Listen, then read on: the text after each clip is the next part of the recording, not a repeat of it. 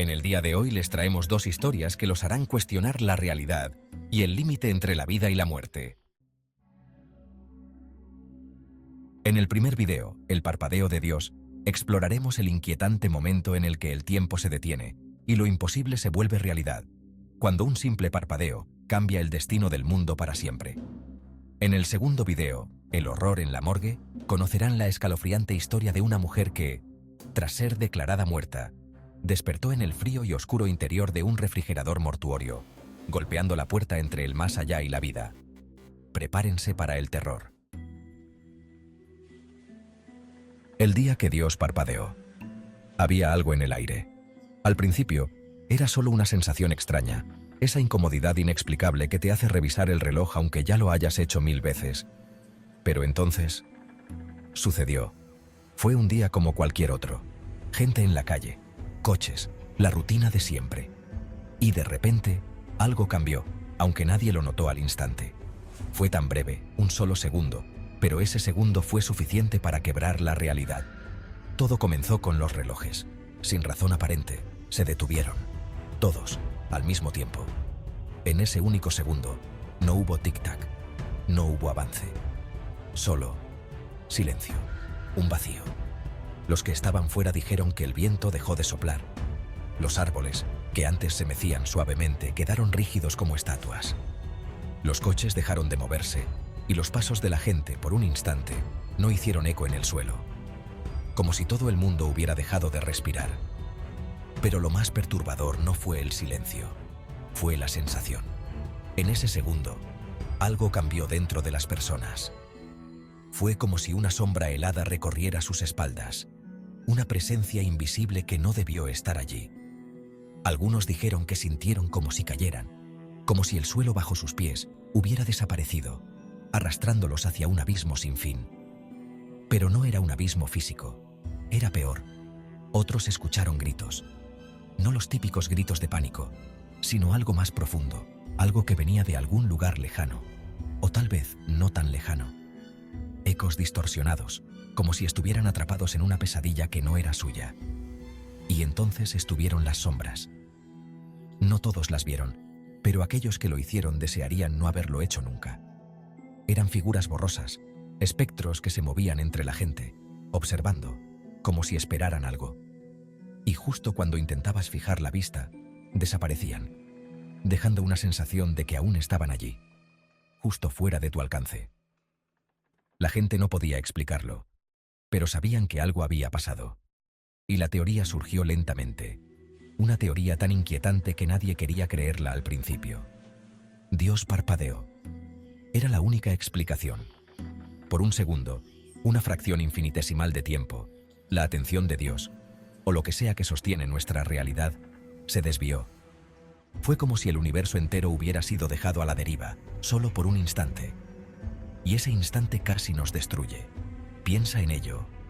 Si todo lo que conocemos, nuestra existencia, nuestros recuerdos, todo, depende de que una fuerza más allá de nuestra comprensión nos mire, ¿qué sucede cuando aparta la vista, aunque sea solo por un segundo?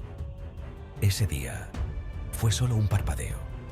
Pero, ¿y si, la próxima vez, Dios no parpadea, sino que decide cerrar los ojos por completo? ¿Cuánto tiempo podemos durar en esa oscuridad antes de desaparecer? Desde entonces, aquellos que lo experimentaron viven con ese miedo constante. El miedo de que en cualquier momento vuelva a suceder. El miedo de que el próximo parpadeo no sea tan breve. Porque en ese segundo, todos comprendieron algo aterrador. Nuestra realidad es mucho más frágil de lo que pensamos. Y la próxima vez, podría no haber un después. Un susurro desde el ataúd. Era una noche oscura y tranquila en un pequeño pueblo rural de Sudáfrica. En el hospital local, la sala de emergencias estaba en calma, hasta que un accidente automovilístico trajo el caos. La víctima, una mujer de mediana edad, había sido encontrada inconsciente en el lugar del choque. Pese a los esfuerzos del personal médico, la mujer fue declarada muerta. El cuerpo fue trasladado a la morgue del hospital, un lugar frío y solitario al final de un pasillo que rara vez era transitado después del anochecer. El encargado de la morgue, acostumbrado a estas tareas sombrías, preparó el cadáver, Lo colocó dentro de uno de los refrigeradores y cerró la puerta de acero con un sonido metálico. Era otra noche más para él, en medio de la quietud inquietante de ese lugar donde el silencio pesaba sobre cada rincón. Con el paso de las horas, el hospital fue apagando sus luces y el personal se retiró a sus respectivos descansos. Solo el guardia nocturno, un hombre de rostro cansado y ojeras profundas, recorría los pasillos, con la única compañía del débil zumbido de las luces de emergencia y el eco de sus pasos. Pasada la medianoche, mientras el guardia se encontraba revisando el área cerca de la morgue, un sonido inusual lo hizo detenerse en seco.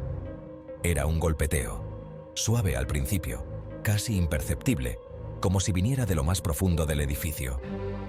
El hombre frunció el ceño, escuchando con atención. Tal vez era el viejo sistema de ventilación. O eso pensó.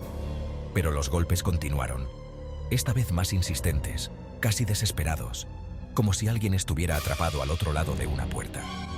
El guardia sintió un escalofrío recorrerle la espalda. Se dirigió hacia la morgue, y cuanto más se acercaba, más claro se hacía el sonido. Era un golpeteo y algo más, un rascado, como uñas arañando metal. Temblando se detuvo frente a los refrigeradores mortuorios. El sonido provenía de uno de ellos, del que había sido usado horas antes para almacenar el cuerpo de la mujer fallecida en el accidente. La piel del guardia se erizó. Sus manos sudaban al tiempo que las alargaba para abrir la puerta de acero.